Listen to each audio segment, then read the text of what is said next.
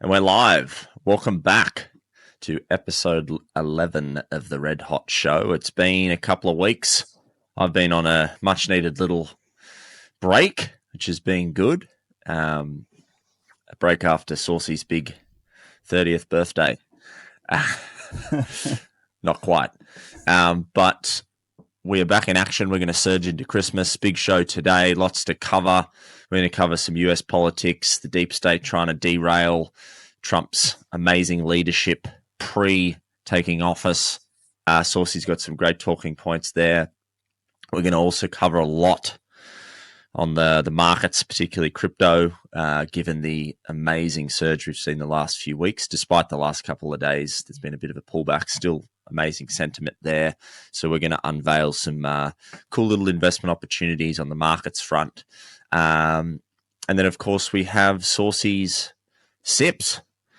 So I'm very excited for that, to be put on the spot by Big Sauce. And let's get into it, my friend. Let's have some Jacko, fun, how are you, my friend? I haven't spoken to you for a little while.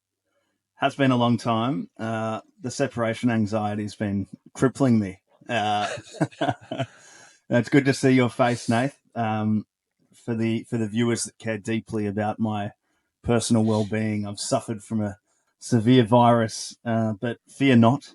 There is upside. I lost 6 kilograms, and that was desperately required. So it's not all bad news in the Atkinson household. But delighted to be here, big fella. And we've got a lot of territory to cover. There's a lot to explore and unpack. There is indeed. Well, you can thank our CEO at Cashew Luca at his Indian wedding for the violent food poisoning. I wasn't gonna point any fingers, but if Luca is listening, I think that is prime suspect, as he's well aware. But anyway, Nate, it was a terrific experience exploring that part of the world and attending something quite like culturally really brilliant and what an event. And yeah, plenty of global events to cover. It's been a fortnight, so there is a lot to get through. It's obviously a Trump transition, which is it's blockbuster action, Nath. I mean, every day you wake up and you know there's what I would call exciting appointments, exciting with the theme of being change makers, genuine non-status quo operatives that are just hell-bent on seeing prosperity. And that's, incredibly refreshing from a personnel standpoint. But, Nath, there is so much going on, and I think the hub of activity is the most refreshing bit. I mean, if you contrast Biden's complete inactivity, failure to really lead, failure to be present, particularly in light of all the global tensions that are currently going on. And then obviously you've got an incredibly proactive 78-year-old leader in Trump who is just going after it. He's attacking things hell for leather. He's not even in yet. And he's got to be one of the busiest men on the planet, certainly one of the most in-demand men on the planet. But it is refreshing to see, Nate. It's just refreshing to see a leader leading. It's refreshing to see someone that wants to make change, and you can see it happening. He's turned Mar-a-Lago into the White House, man. It's unbelievable. It's the new White House. Like, he dead set. You know, he was talking about how he had all the pharmaceuticals come in with Bobby just last week, and he read him the riot act, and he said, "Look, we're going to figure this out." Of course, he's done so much already for the pro-crypto appointments to basically, I think that's all intertwined into trying to figure out this chronic financial situation that they find themselves in, which I'm sure he's going to resolve, and there's a number of ways he can do that. But yeah, to your point around appointments, it's just this. He's a clinician. He's just banging them out. They're all perfect for the job. They're all vetted by the public immediately through X and our backdoor media, and you're getting sort of your own finger on the pulse of whether this person is right for the job. The new crypto czar, ex-PayPal mafia, a terrific appointment. We saw, since we last spoke, the new SEC chair be appointed. So these are critical roles in that space. Also AI, the crypto czar for AI. That was a cool touch. I thought it was just going to be exclusively for crypto, but David Sachs. David Sachs. Obviously very close with Peter Thiel. Peter Thiel obviously has a great relationship with JD Vance. Muskie. Musk, of course. But the thing, David Sachs is a perfect representation, Nath. And yeah, you're right. This is just one. It's just one or two spaces as it happens. AI and crypto, very interconnected spaces. But David Sachs is a good symbol because David Sachs is the furthest thing from a politician. He might be politically interested, but he is a businessman through and through with a very, very strong track record, a brilliant mind, just extremely innovative, and an extremely innovative person in a role like that. Well, guess what? They're going to produce extremely innovative ideas for the extremely, non-innovative, typically, government. And I think as a citizen, you can afford to get a bit excited about the types of people that are in positions of power and leadership. So, look, the world has been desperately crying out for change, Nath, and there is a very clear trend towards modern conservatism, which has a strong hint of libertarian and populist flair, and it's working.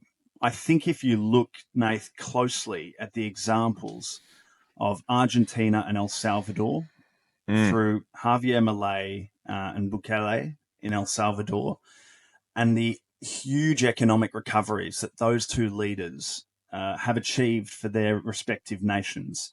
In the case of Argentina, Milei has gone from having a very corrupt Argentinian government, which was huge, and the payroll was significant, to cutting that down drastically, cutting down hyperinflation drastically, putting the money in the pockets of the Argentinian people that need it most, and there's that classic chainsaw symbol with Milei of, we're gonna cut spend, we're gonna spend responsibly, and we're gonna turn this ship around because Argentina should be a prosperous nation, and guess what?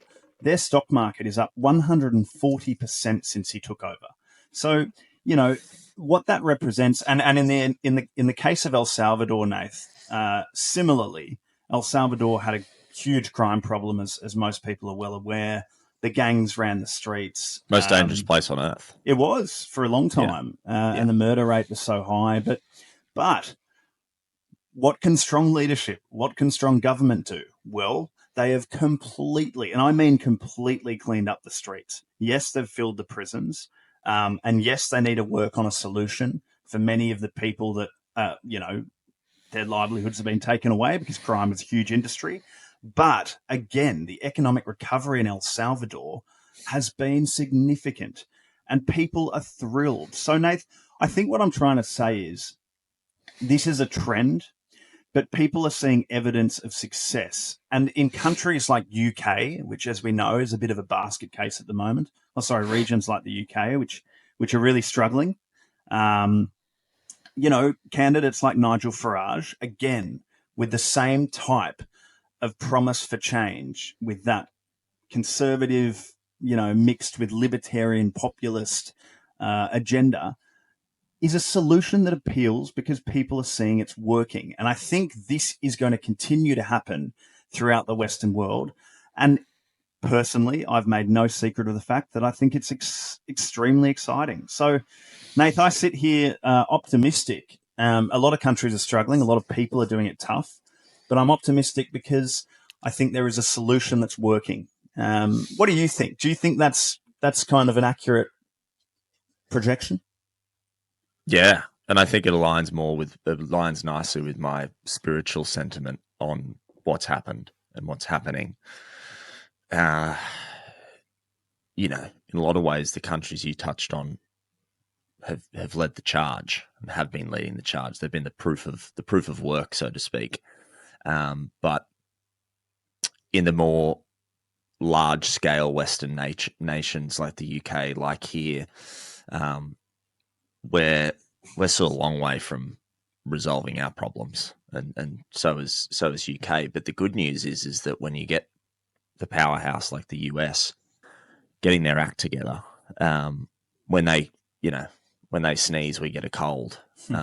So it's much the same with the UK. I'd imagine these bigger Western countries are going to start to fall in line, and I think, honestly, I really feel at a religious level, spiritual level, that we're probably heading towards one of the most prosperous periods in human existence. That's a big statement, but I can't help but feel that there's something bigger happening than just left versus right, conservative versus progressive. It's not that anymore. I don't think it's been that for probably the last, probably 2 years, 3 years, where it really did transition from good to evil. Like, it's good versus evil. And good is winning. We've talked about that theme a lot. And yeah, biblically speaking, without going into the scripture and religion too much, there is meant to be 1,000 years of peace and prosperity somewhere in that story, and that has not happened yet. And I think we now have the tools, particularly with this AI boom that's around the corner, the new financial system that is absolutely coming. These tools, given to the right people, will lead us to a golden age, in my opinion. If they're in the wrong hands, of course, it leaves us to slavery, essentially. But yeah, I feel like we're heading towards prosperity and peace. I mean, I love the sentiment, and again, there is a great sense of optimism, and I think it's justified. Which, yeah, it is refreshing because it's very new. But Nate, could you unpack what you mean by the fact that it hasn't been about left versus right for the last 2 years? What do you, like, when you say that, what do you think it is about? What are the themes that are prevailing? Well, it's religious. It's a spiritual battle. I mean, when you get more and more into religion, look, I'm pretty fresh to Christianity. I'll openly say that. Probably I was religious as a kid, and then I went away from it for a long time, and it's only been the last year that I've really gotten into it again.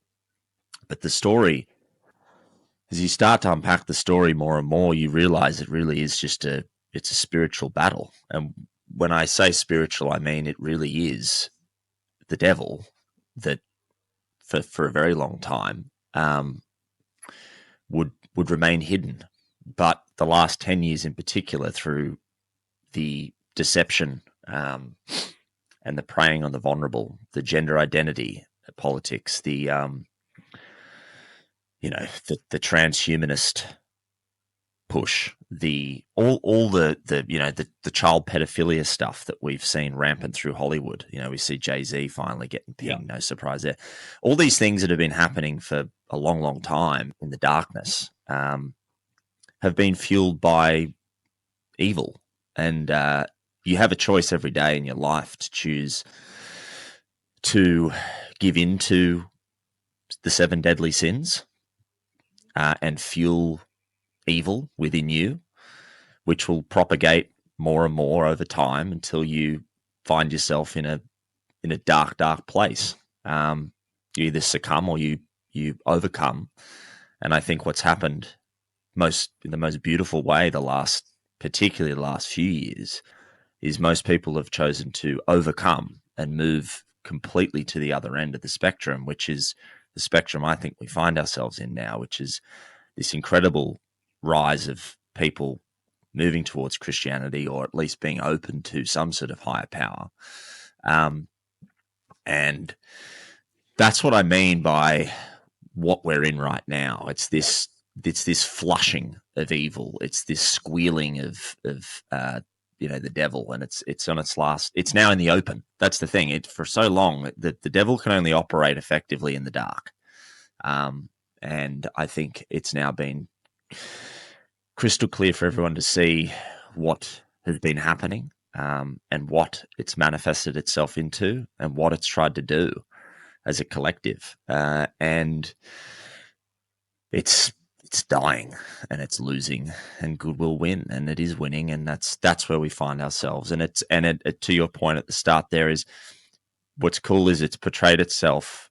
Good has portrayed itself in these small pilot nations, if you will, of El Salvador, Argentina.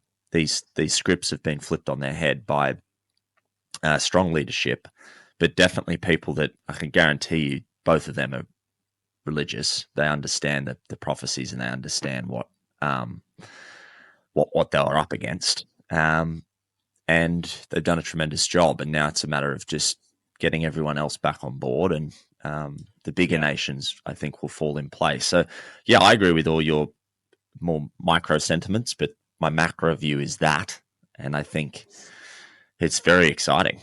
Yeah, well, I broadly agree, and as you know, my relationship with spirituality, and certainly Christianity, is one of the utmost respect without being an active member of that particular community, at least not yet. But one thing having lived next to a church for a good period of time, Nathan, I take that back. Having been a part of that community, but from a bit of a distance, it is incredibly obvious to see the fact that people respond really well to accountability, and people need guidance. Fundamentally, people need guidance, and they need a core set of values that are strong. And that, I think, has been desperately required for so many people across so many nations. And, when we talk about this particular topic, that typically, as you know, is my response, and does align with your view. But I think, Nath, my point, and we've talked about this a lot, going deeper on this particular topic, my point is, how many casualties will there be? And by casualties, I'm not talking about deaths, but I'm talking about people that are out of touch, will remain out of touch, and not be able to come back into the fold. And let me give you an example. All right. And this, we just talked about the devil. Well, I think an interesting little case study recently has been Hunter. Mate, you talked about the 7 deadly sins. I'd hate to think how many have gotten a hold of Hunter Biden. Yes, good example. But no, not talking about Mr. Biden. And congratulations on your pardon, by the way, you absolute crook. But that's the beauty, mate. He will rot the most heinous afterlife forever. Oh, look, which will be great. I don't think anyone needs to lose sleep over. Yeah, Hunter Biden is a completely lost soul, and you can have sympathy if you like. If you do, you're generous. But yeah, we don't need to waste our time talking about an oxygen thief like him. Yes. But Nath, the point I'm using is, I heard Tim Walz's daughter yesterday come out and say, when they're looking at potential boyfriend candidates, her and her group, clearly left-leaning, of course, but when they're looking at boyfriend candidates, they play the Joe Rogan test. And the Joe Rogan test is, if they follow Joe Rogan or have a anywhere near favorable view of Joe Rogan, they're officially on the blacklist. It's consistent with, in Australia, the only taxpayer-funded media outlet, which is a large one, is the ABC. Now, the chair, I believe, of the ABC came out and called Joe Rogan all sorts of things, basically labeling him feral, misogynistic, racist might have been included. I can't recall, but it was a despicable characterization, so inconsistent with the truth. Now, this is the point I'm trying to make about casualties, Nath, because in my opinion, you're lost, and there might not be a way back if you deem a truth seeker who all he does and all he endeavors to do is have honest conversations with people. Now, that can go down some interesting rabbit holes, but all he does is explore. He is an explorer, usually an explorer of truth. And Joe Rogan is not, categorically, not a sexist, categorically not a racist, categorically a good person, and by the way, a Democrat, left-leaning by nature. Yeah. Well, still is. The tide's just shifted so dramatically left in recent times, but that's not the point. The point is, if these people are going to categorize a guy like Joe Rogan as the devil, and on the basis of even having a somewhat favorable view of Rogan, disregard them and their views as not being someone they want to associate with even. These are the types of people, Nath, I'm talking about, who I am not sure can ever get back in touch with the common man. So how many casualties is my question. It's a really good question, because I was thinking about this as well the other day. Because you and I are both solution orientated, mostly. We think of problem and we think of solution, and we really try and knuckle down on that. And one thing my mind goes to with this is, I don't think philosophically you're going to be able to bring them back. I don't. I think they're too far gone in a lot of respects, particularly the boomers, the older ones that have just had their... They just will never get it. They'll never understand, because they've got all their money. They're not in the weeds like us, experiencing the day-to-day problems of cost of living, overpopulation in certain areas, fucking not appreciating the simple things, whatever. They're not going to get that. But the good news is, in a lot of respects, is these 70-year-old, 80-year-old, even 60-year-olds, they don't have much time left, and they'll move on. And a lot of them are great people. They've had their time.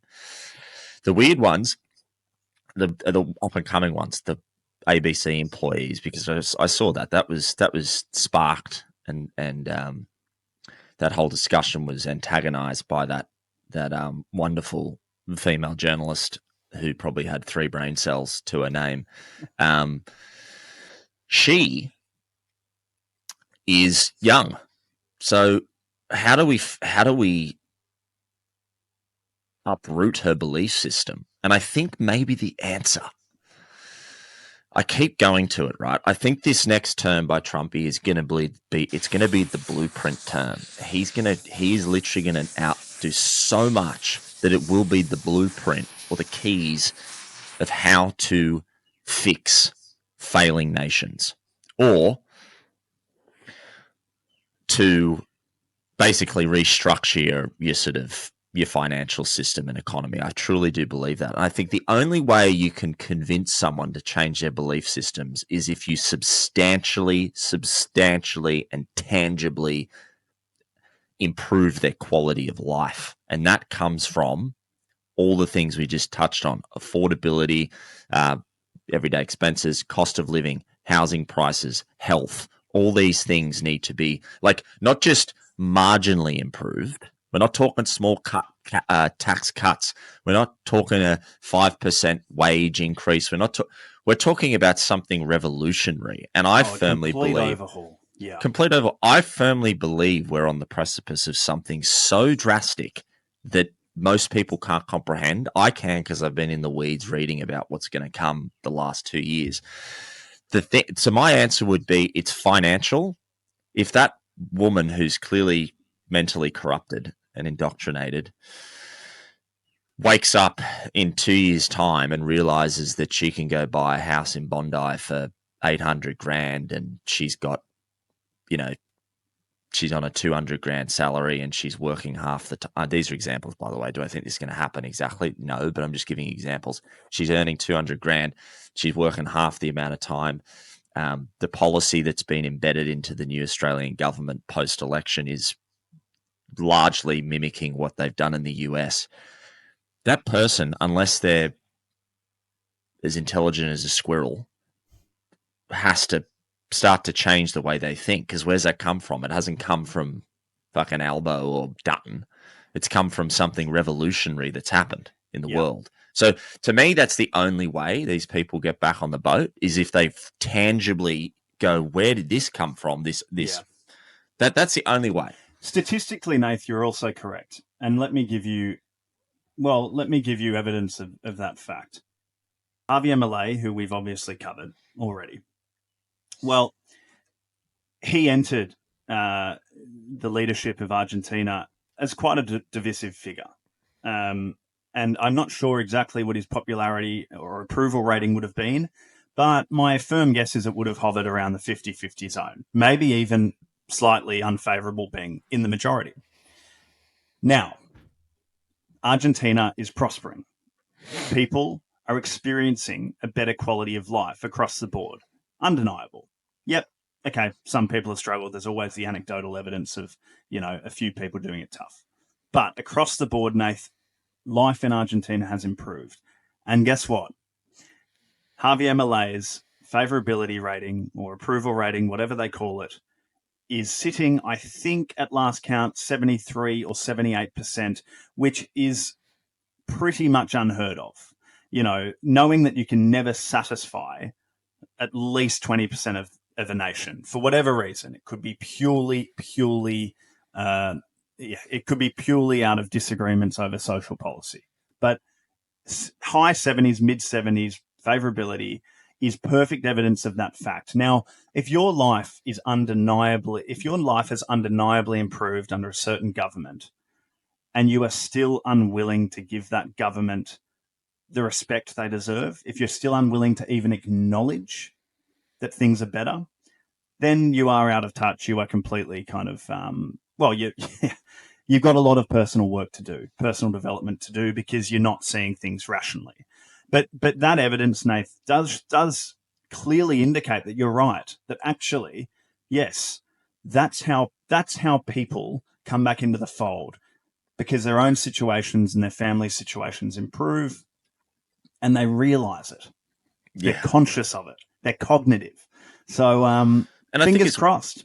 I think as well, that's a great way to tie it all together. I think for a lot of those countries, El Salvador and Argentina, you can throw safety into the mix as well. These families and people are feeling safer, and we don't. That ABC journo, she doesn't have to worry about walking down the street in a West Newtown past who's on the street while she gets a double shot coconut latte. So yeah, she's out of touch. So really the only way to cut through to those types, who arguably are probably the ones that are the most far gone, is to substantially change their living situation. So yeah, it's cool.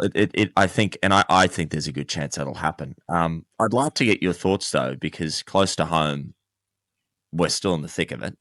We have a leadership gap to fill, and I still don't really see a way out of, a way forward to sort of the level of prosperity I think the US might be moving towards. I know we talked about this at length a few weeks back, actually, when we were together. Has things changed at all? Your sentiments on where we're heading in Australia and the leadership here? Yes, it has. Now, there's a bit to unpack here, Nath, but if you'll indulge me for a few minutes. As you know, first and foremost, I'm a believer that Australia...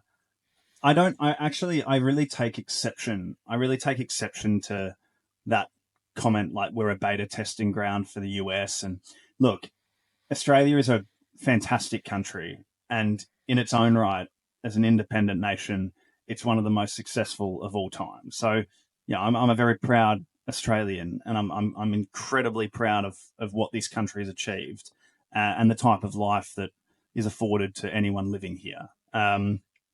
And I do think we do things differently, and I do think we have unique character and culture. So let me first get that out there. But one thing that is undeniable is that we do follow trends from the US and UK in particular. Now, for that reason alone, Nath, I am confident. Let me tell you how I think it's going to manifest.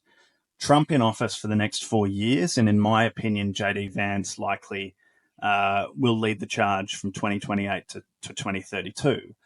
I think that will be sufficient time to make meaningful, genuine change, and for Australia to see that trend unfold here.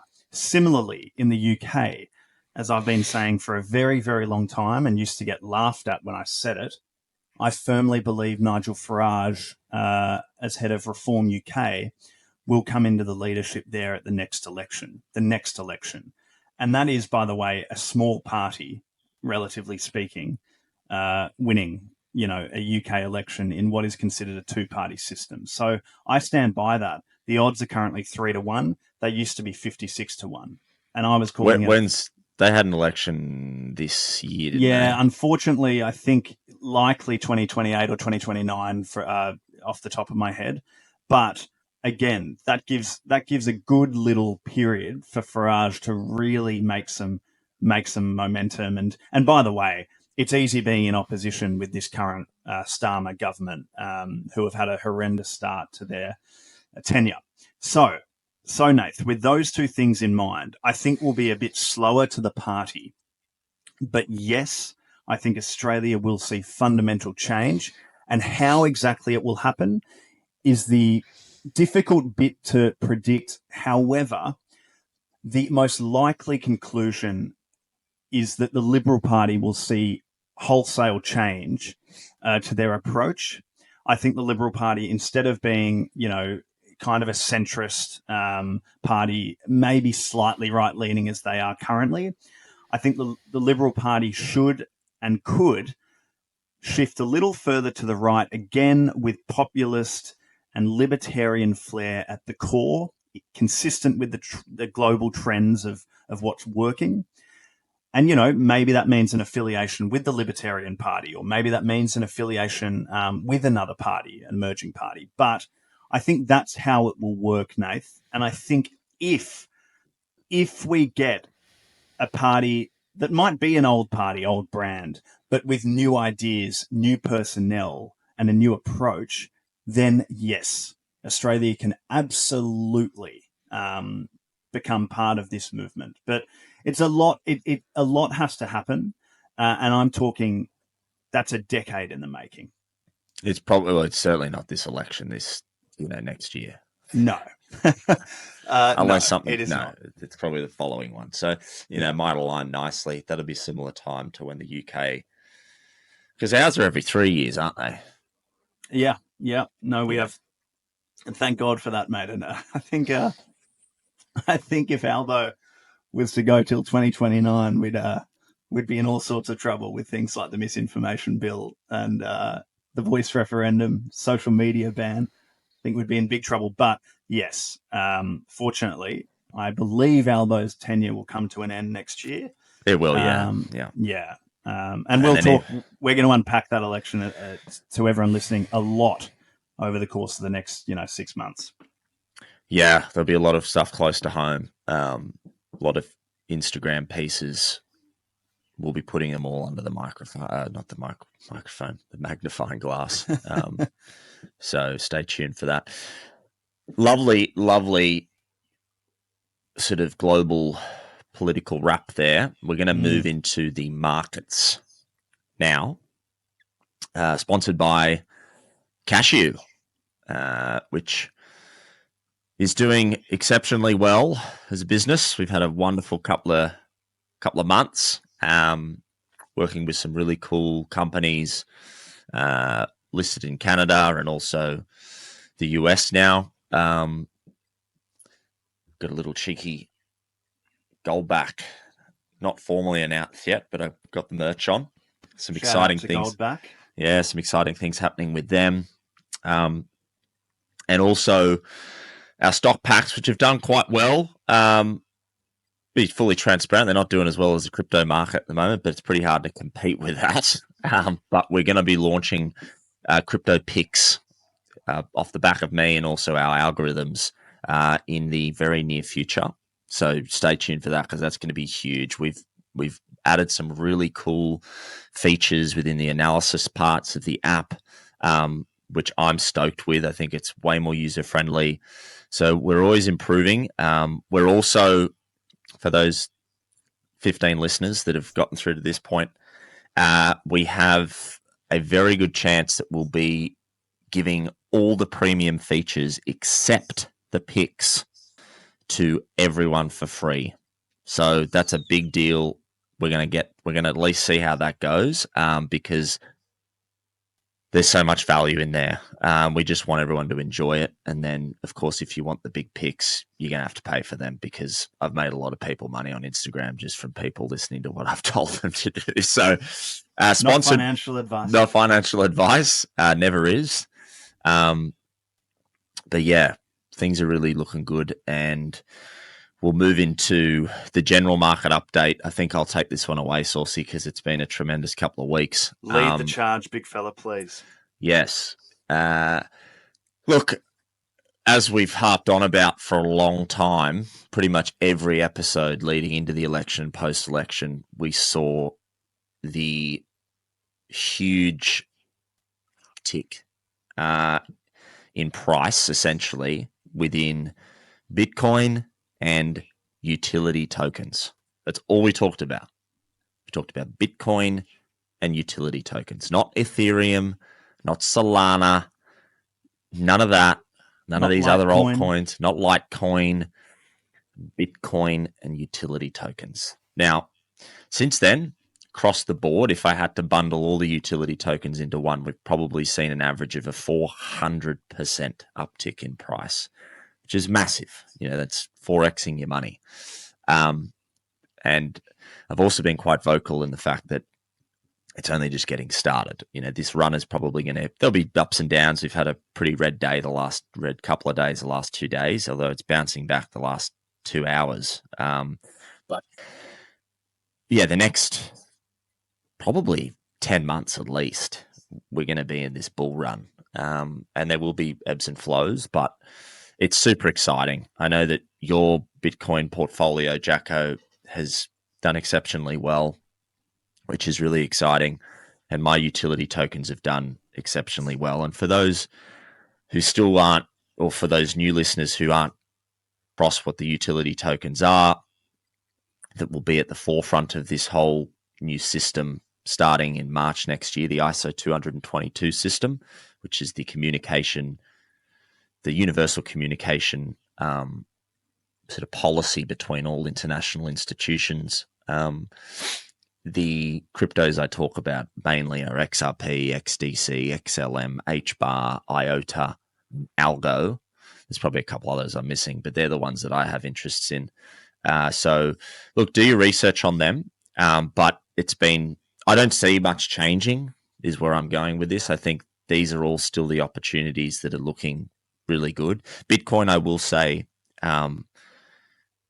you've kind of missed that boat for this cycle, in my opinion. If you weren't in, 4 or 5 months ago, there's no real point investing in Bitcoin now. One, because it's very expensive for a retail investor, and two, you're probably, the top for Bitcoin will probably come in between 120 to 140,000 for this cycle, is what I'm thinking. I don't think it's going to go it's not going to go to like 200 or 300, in my opinion, at least, this cycle. So I could be wrong.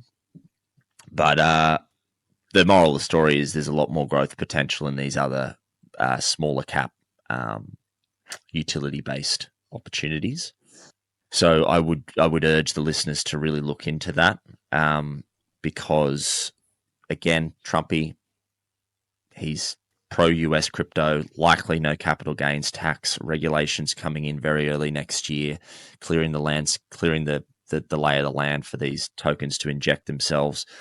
And the big point is that a lot of these assets are merely valued at the moment on retail speculation.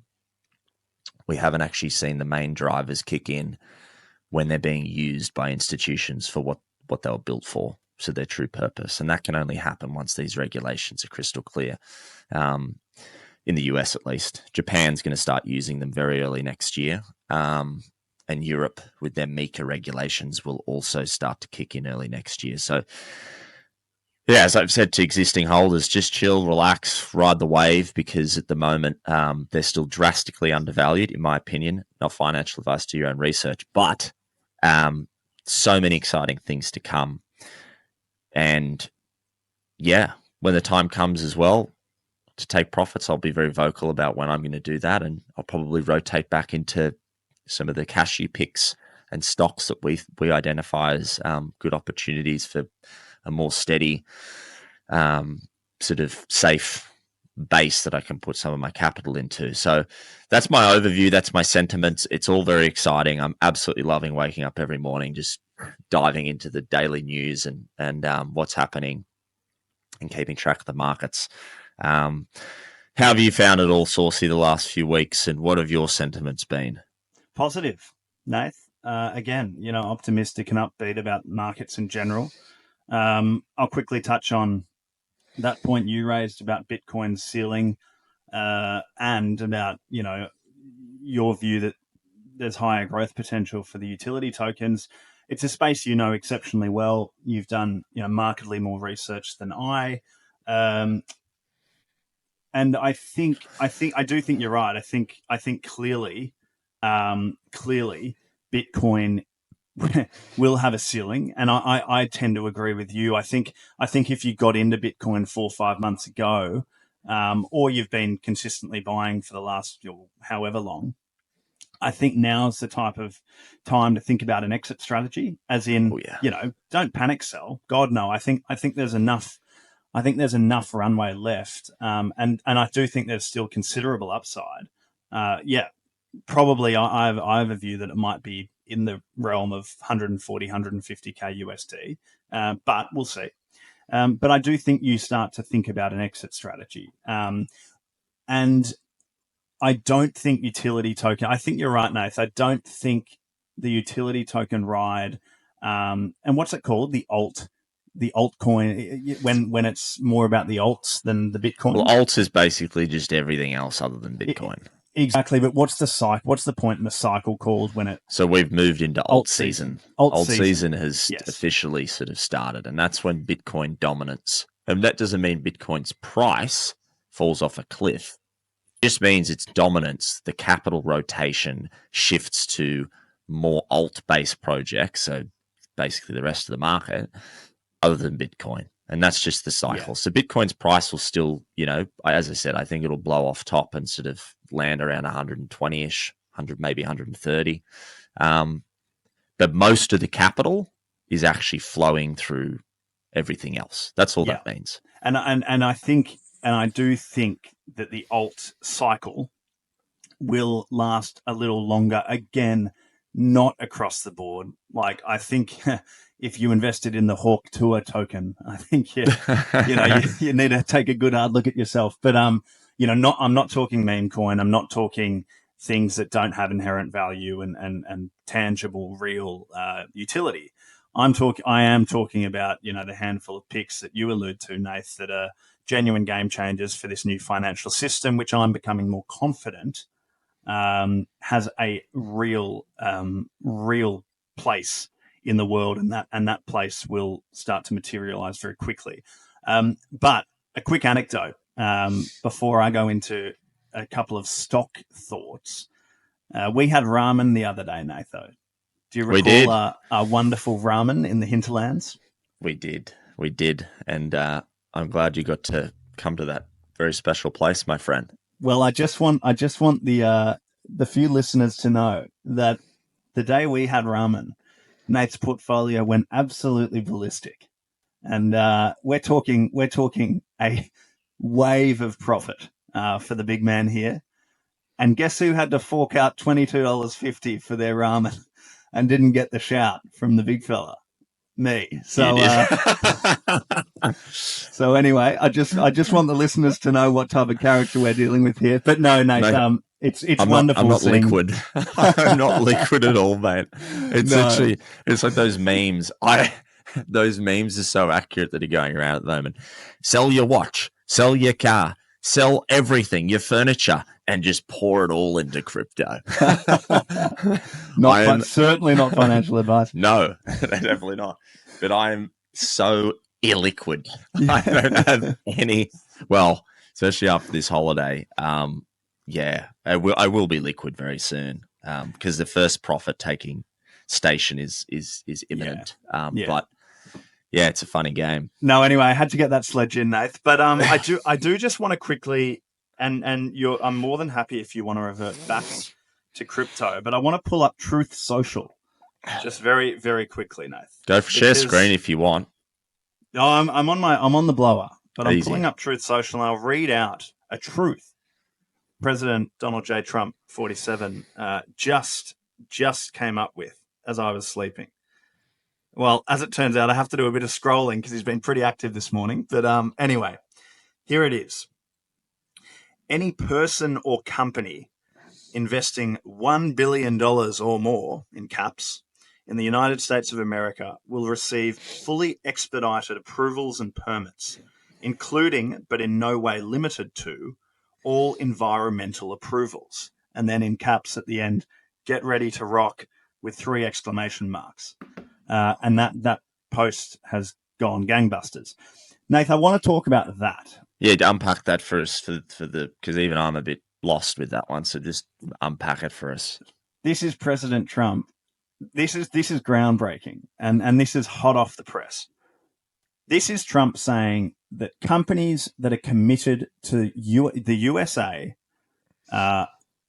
in lieu of, instead of bringing things in from overseas or investing in overseas workers, companies that show a clear commitment and prioritization of the US economy, US first agenda, in line with his own policy stance, are going to get fast-tracked, are going to get approvals for projects, plain and simple. Now, as someone who, has been a part of a couple of companies, not in a very active way, but I've certainly as a shareholder been a part of multiple companies that have been held up for years with red tape, no green light, no approval. And these companies have the most torrid time because it's, they do all the right things. They jump through all the hoops and they, Trump is saying, well, forget all that.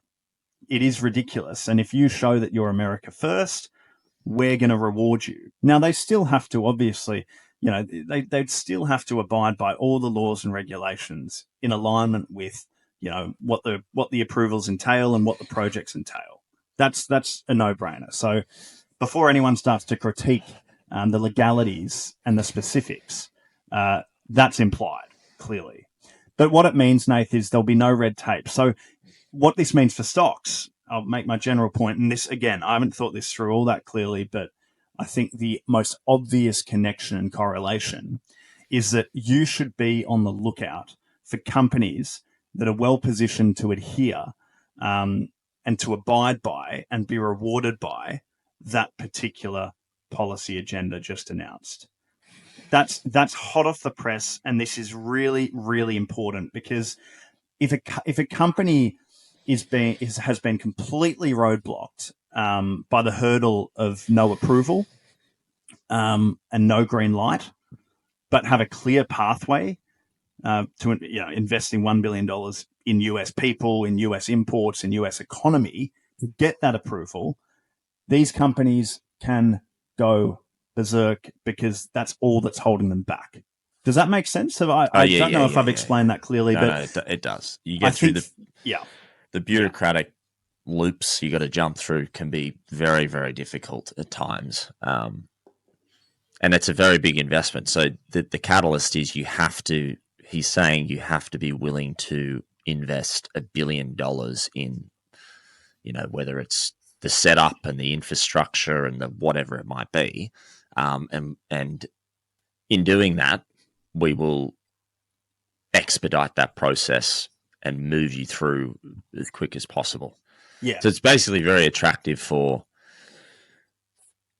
what would you call? I mean, they're big companies, right? Yeah.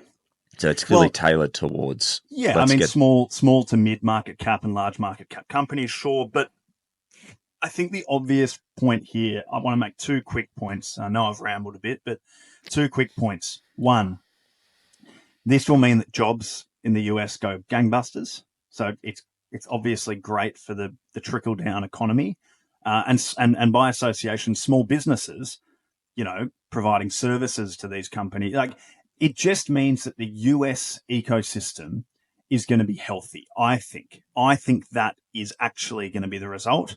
I back the specifics to be implemented really, really well. Again, with the type of personnel in charge, I think this will be executed well. And Nath, the point I've been at a pains to keep repeating, because people always pull me up and say, "Oh, well, good for the US," but what the hell does that have to do with the rest of the world? Well, again, the correlation between a healthy, prosperous, growing, exciting US economy and lifting the rest of the world up with it is totally, totally consistent. It is a high correlation. So I always say that a strong US is a good thing, and I do not think it will be totally at the expense of the rest of the world. I actually think it will teach some other nations to lift themselves up, internalize things and focus on their own ways and independent ways to grow. And good countries, good prosperous nations will figure it out, but the rest of the world will benefit from a strong US economy. I always maintain that, because statistically that has proven to be true time and time again. Anyway, that's my 2 cents. Well, I can see that. Yeah, I see the benefits. Absolutely. I also see it's an interesting theme I've been looking at. A lot of the commentators I listen to have been talking about the de-globalization of the economy. And it's a complex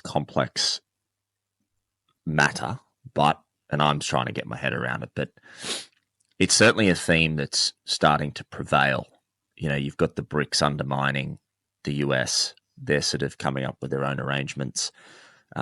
Trump's pushing back against them and probably going to have to catch up in a lot of respects, certainly within the digital infrastructure, which he's going to do. Now, that doesn't mean there's not global trade and economic prosperity, but it seems to me like, certainly at the high level, the rapid globalization of the economy probably didn't work how people intended. And it was sort of thrust upon us with e-commerce and, the internet and all this sort of stuff. It was almost like the infrastructure, so the new internet of value, the financial infrastructure that's coming wasn't ready yet. It wasn't there to facilitate, I guess, the more prosperous means of global trade. And I just strongly suspect there's going to be this more nationalistic approach where there's protection of the nation's economy and their interests first. Yes. And then we can facilitate the more global orientated trade and economic opportunities second. And I think that those waters have been murky for a while. And I think that's where we're moving. I think we're moving towards a much more nationalistic approach, but also being able to preserve prosperity globally through, I guess, more effective means. I don't know it in detail enough yet, but that's certainly, I've been in that little rabbit hole the last week or so, and I want to learn more, because I think it's something, there's a prevailing theme there that I'm picking up on. Well, you're correct. I mean, that is undeniably a trend and a pattern that has been emerging. And one thing, people get very scared of the word nationalistic or nationalism. That needs to change, because the type of nationalism you're talking about here is actually just people are struggling everywhere, right? There are people struggling everywhere. And I think all this means, when you say nationalism in this context, is that governments responsible for these people primarily drafted into office, in many cases elected into office by these people to make their lives better within their own border, within their own country. It just means that these people will be prioritized, which I think most people, if not, all sensible people would agree is not radical.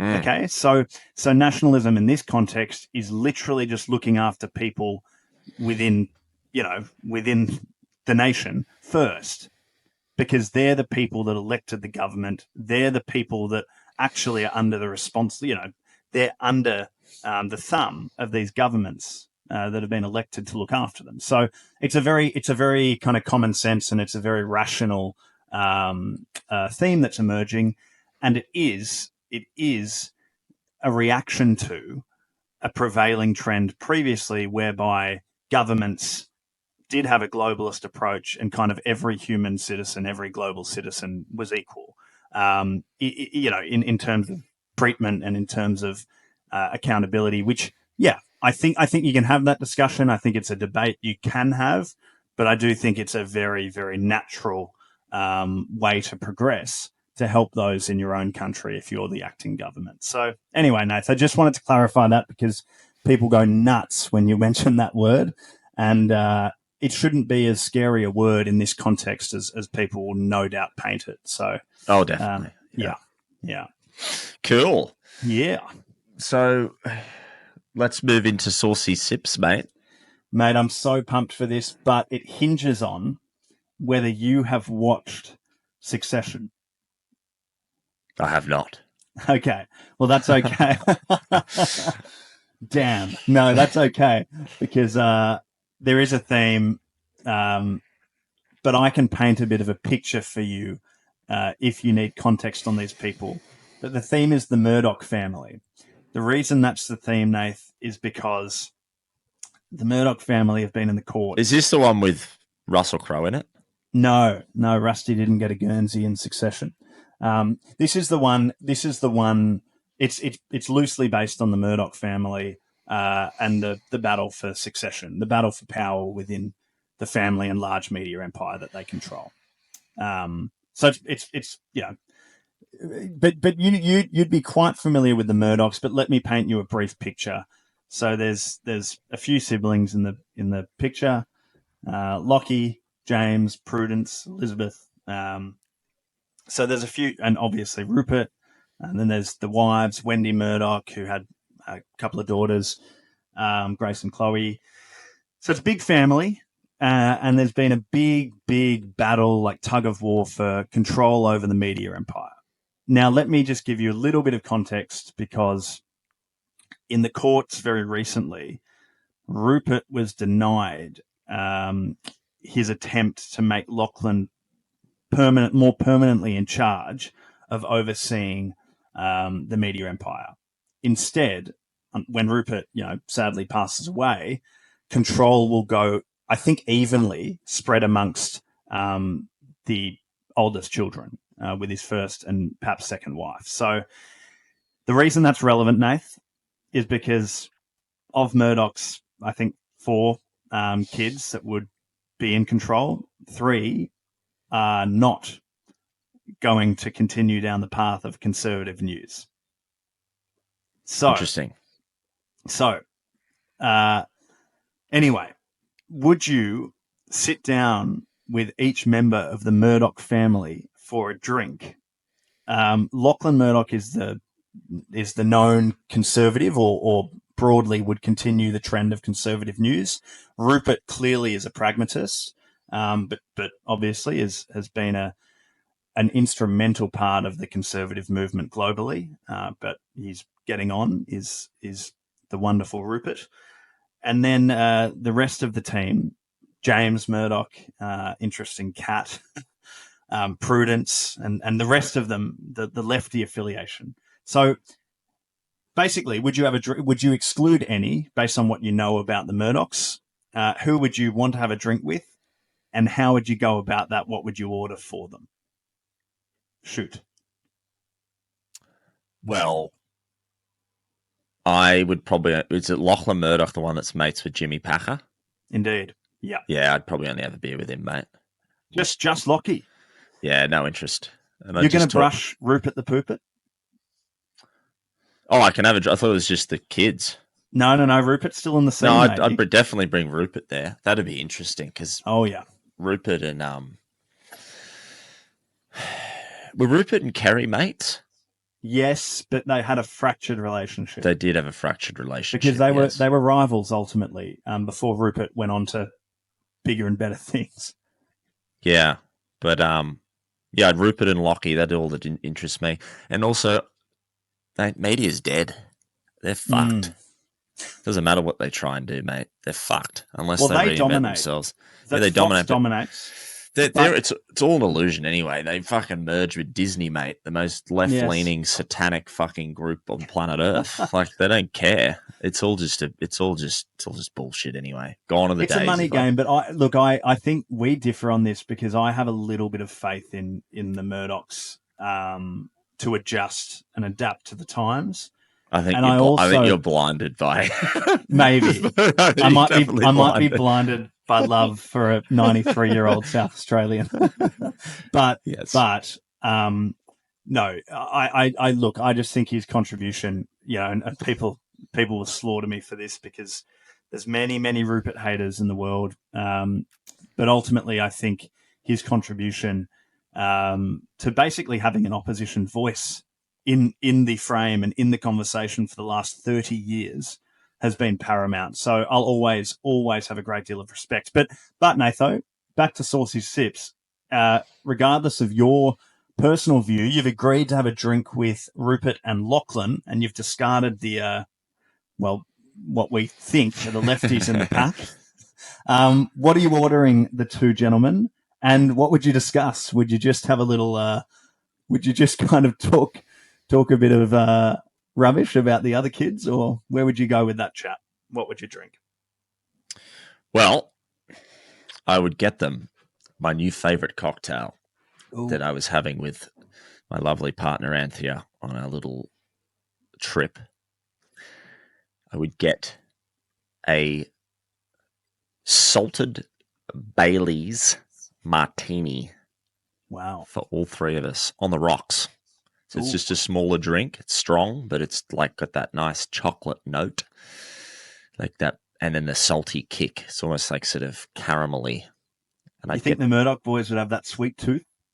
They just have to cop it on the chin, mate, because that's what they're getting. And Rupert can pay for it, $50 a pop. He can pay, and then you bloody hope so. We would talk about the Packers. That's what we'd be talking about. I want to hear yarns from Lachlan about his friendship with Jimmy, the years at Cranbrook, the life in Bondi. I want to hear from Rupert on his, rise and his battles with Kerry and his relationship with Kerry and, his thoughts on things and, the people he's met and who's tried to corrupt him at times and subvert him. It'd be a great chat. Oh yeah. Be amazing chat. So yeah, that's how it would go down ideally. I sense that chat may well lead to about 24 salted caramel Baileys on the rocks, whatever the bloody drink is. Cause you could go long and deep and hard with those boys, I reckon. And, that would be a very, very interesting conversation. Oh yeah. Should we leave it there, my friend, for Ep 11, which has been an absolute ripper? Hope you guys enjoyed. I thought it was a great chat. It's a great catch up with you, Saucy, and there'll be some gold in there for everyone to enjoy. There will be some gold back, so enjoy, people, and we can't wait to see you in the next one. There's a lot to unpack. It's getting more and more exciting. Cracker. Catch ya.